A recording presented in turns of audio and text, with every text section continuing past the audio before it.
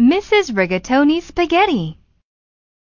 Hello, I'm Maria Rigatoni. Welcome to Italy, and welcome to my house. In Italy, there is so much to see and so much to do. But best of all, there is so much to eat. Italy is famous for pizza, pasta, and the world's best ice cream. Today I will be making spaghetti with tomato sauce for lunch. The first thing we need to do is to make a nice pile of flour. Then we make a big hole at the top of our pile, just like this. It's for the eggs. Now carefully, we crack all 4 eggs into the hole. Add just a little bit of water, not too much.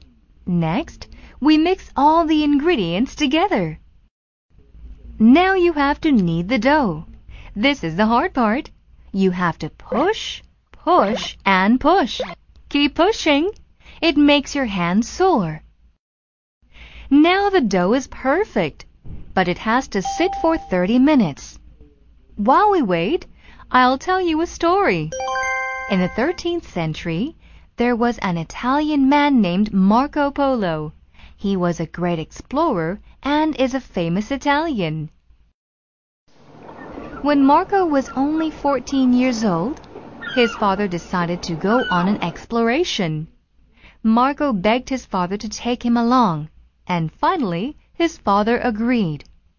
They traveled all the way to China.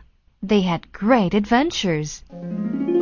During their voyage, Marco saw many things that Italians had never seen before, such as eyeglasses and ice cream. But best of all, he discovered long, thin noodles. Marco Polo brought these noodles to Italy, and we called them spaghetti. Okay, we are ready for the next step. This is my pasta maker. Today, I'll use it to make spaghetti noodles. We take our dough and put it in the pasta maker. Then pesto!